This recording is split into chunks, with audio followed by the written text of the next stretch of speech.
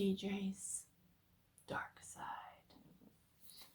We're going to read again from H.P. Lovecraft, and tonight it's called The Statement of Randolph Carter.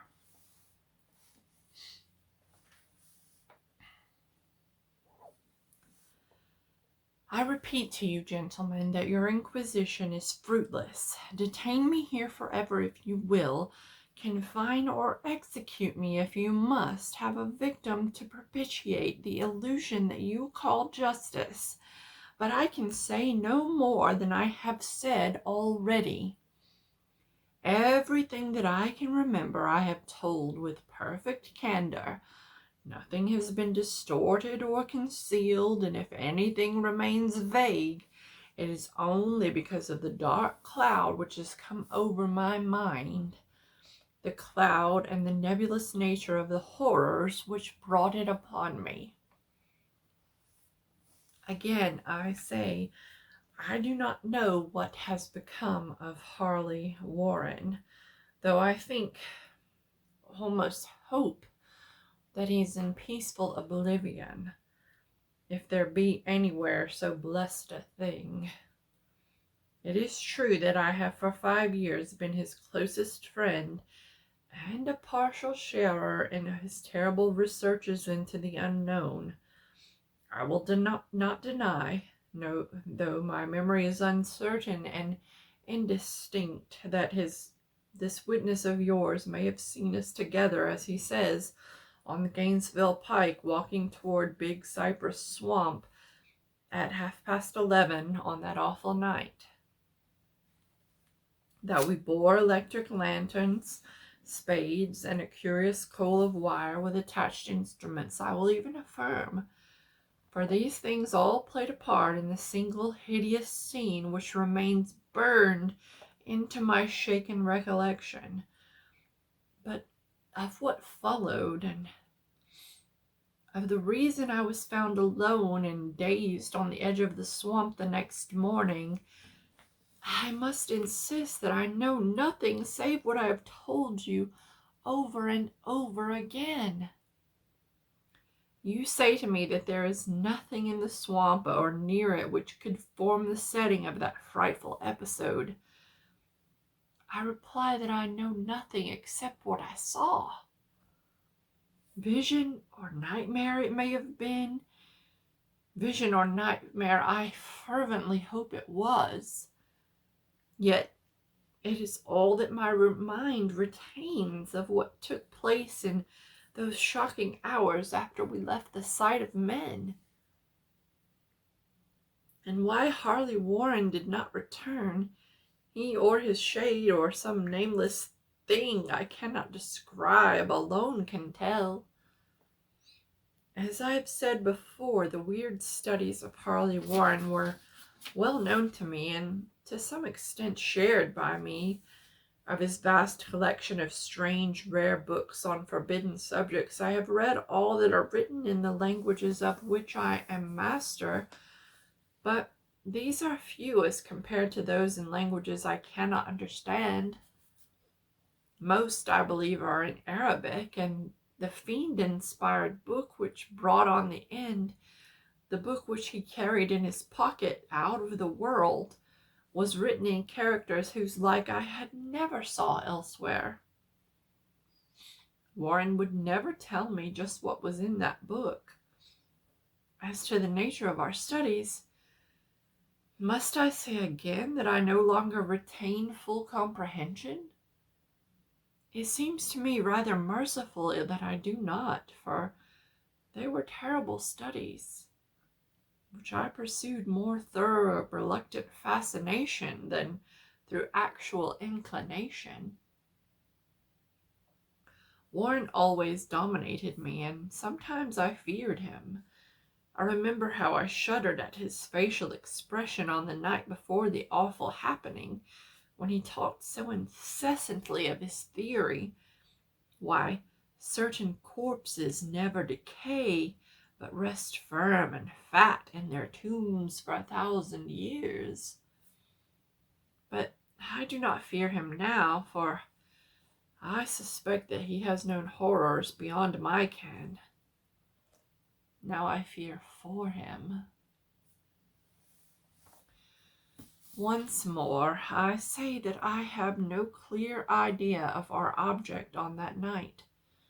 Certainly it had much to do with something in the book which Warren had carried with him, that ancient book and undecipherable characters which had come to him from India a month before.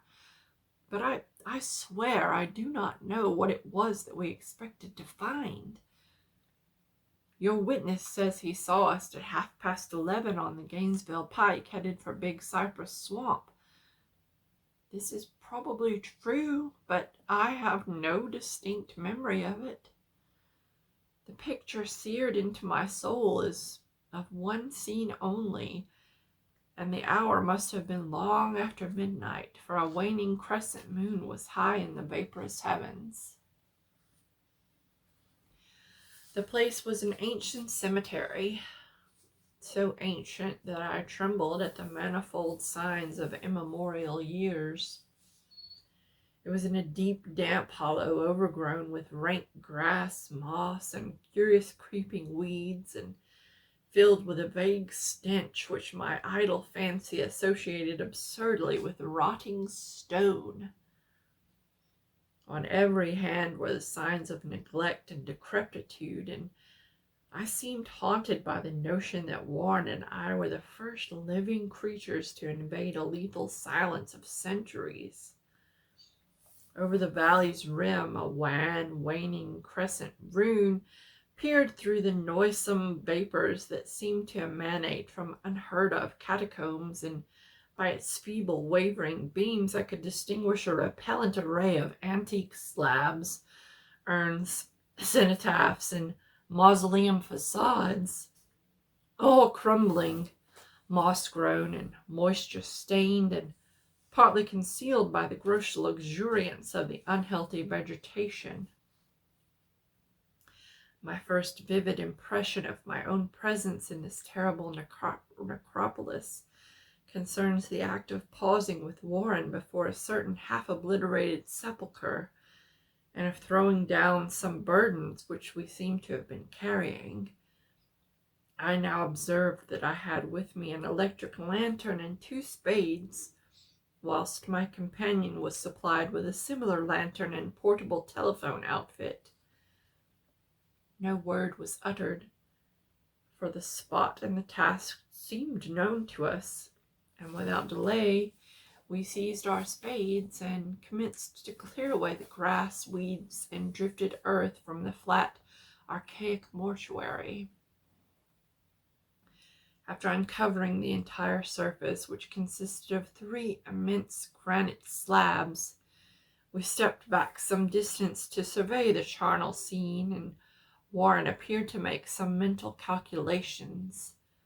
Then he returned to the sepulchre, and, using his spade as a lever, sought to pry up the slab lying nearest to a stony ruin which may have been a monument in its day. He did not succeed, and motioned to me to come to his assistance. Finally, our combined strength loosened the stone, which we raised and tipped to one side. The removal of the slab revealed a black aperture from which rushed an effluence of miasmal gases so nauseous that we started back in horror. After an interval, however, we approached the pit again, and found the exhalations less unbearable. Our lanterns disclosed the top of a flight of stone steps, dripping with some detestable ichor of the inner earth, and bordered by moist walls encrusted with nitre. And now, for the first time, my memory records verbal discourse, Warren addressing me at length in his mellow tenor voice, a voice singularly unperturbed by our awesome surroundings. "I'm sorry to have to ask you to stay on the surface," he said, "but it would be a crime to let anyone with your frail nerves go down there. You can't imagine, even from what you have read and from what I've told you, the things I shall have to see and do. It's fiendish work, Carter, and I doubt if any man with ironclad sensibilities could ever see it through and come up alive and sane. I don't wish to offend you, and heaven knows I'd be glad enough to have you with me, but the responsibility is, in a certain sense, mine, and I couldn't drag a bundle of nerves like you down to probable death or madness.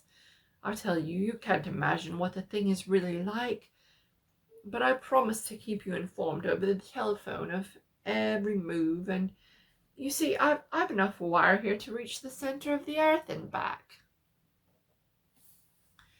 I can still hear in memory those coolly spoken words, and I can still remember my remonstrances.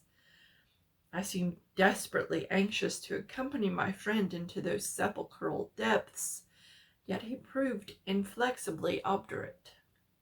At one time he threatened to abandon the expedition if I remained insistent, a threat which proved effective since he alone held the key to the thing.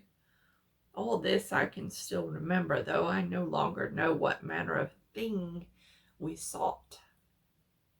After he had secured my reluctant acquiescence in his design, Warren picked up the reel of wire and adjusted the instruments.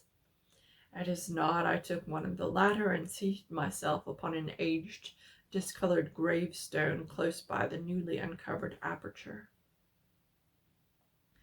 Then he shook my hand, shouldered the coil of wire, and disappeared within that indescribable ossuary.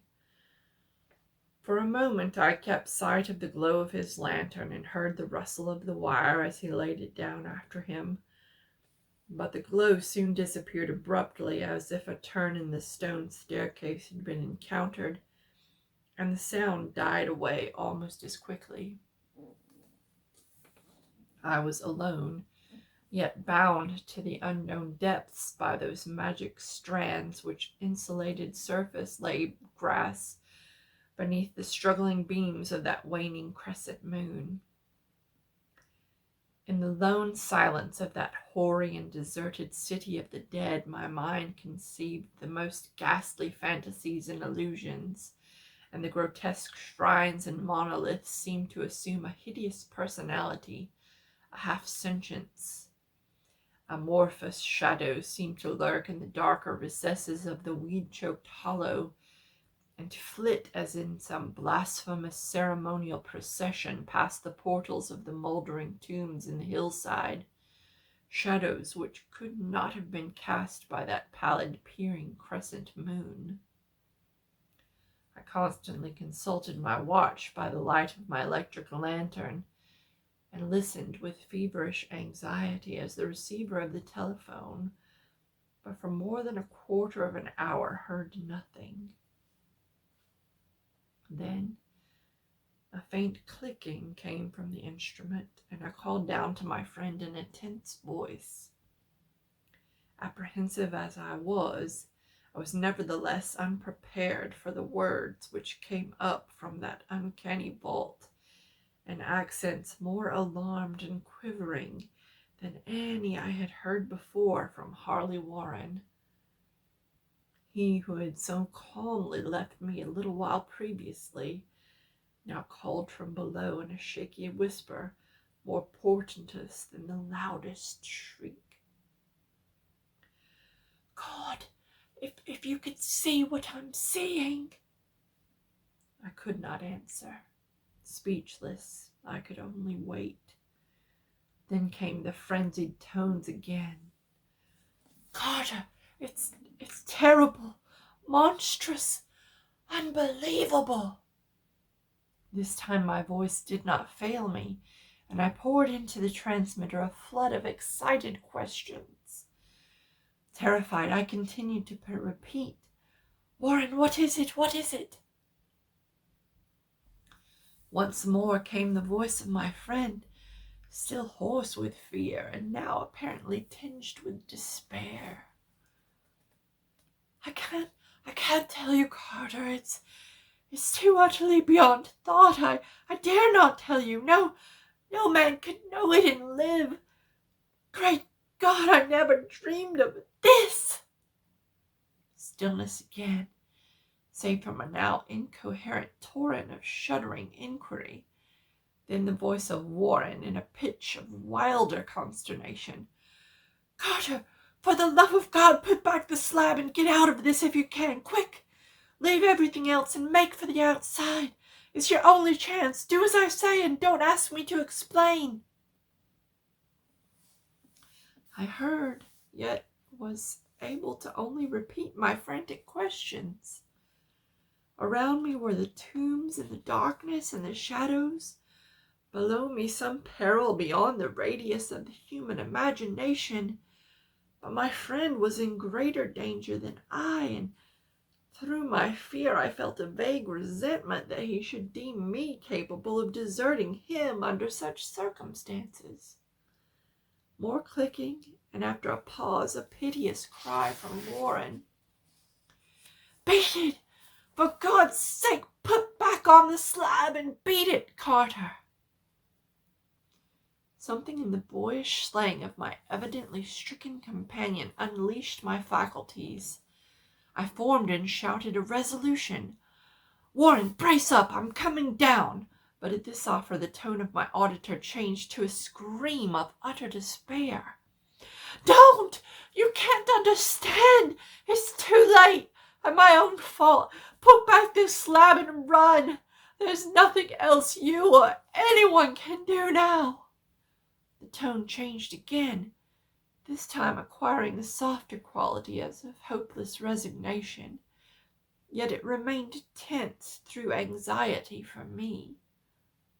Quick, before it's too late! I tried not to heed him, tried to break through the paralysis which held me and to fulfill my vow to rush down to his aid. But his next whisper found me still held inert in the chains of stark horror. Carter, hurry! It's no use. You must go. Better one than two. The slab. A pause, more clicking than the faint voice of Warren. Nearly over now. Don't make it harder. Cover up those damn steps and run for your life. You're losing time. So long, Carter. Won't see you again. Here Warren's whisper swelled into a cry that gradually rose to a shriek fraught with all the horror of the ages. Curse these hellish things! Legions! My God! Beat it! Beat it! Beat it! After that was silence. I know not how many interminable eons I'd sat, stupefied, whispering, muttering, calling, screaming into that telephone. Over and over again through those eons I whispered and muttered, called, shouted, screamed. Warren, answer me! Are you there? And then there came to me the crowning horror of all. The unbelievable, unthinkable, almost unmentionable thing.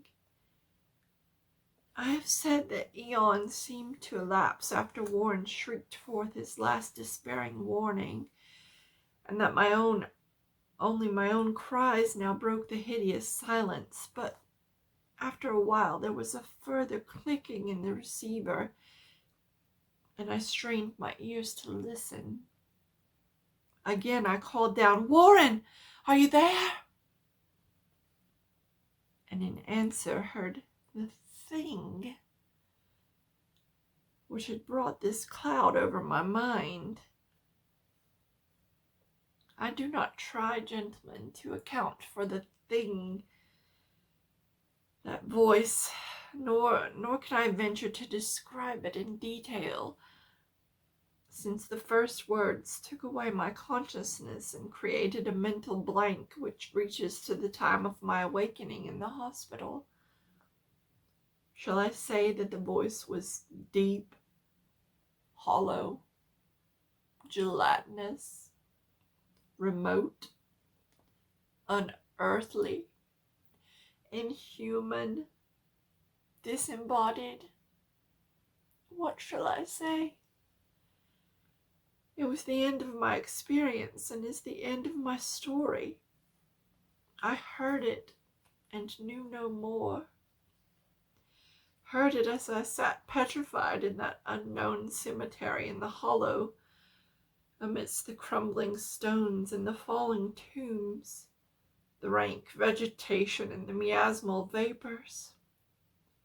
Heard it well up from the innermost depths of that damnable open sepulchre as I watched amorphous necrophagous shadows dance beneath the accursed waning moon. And this is what it said. "You fool, Warren is dead.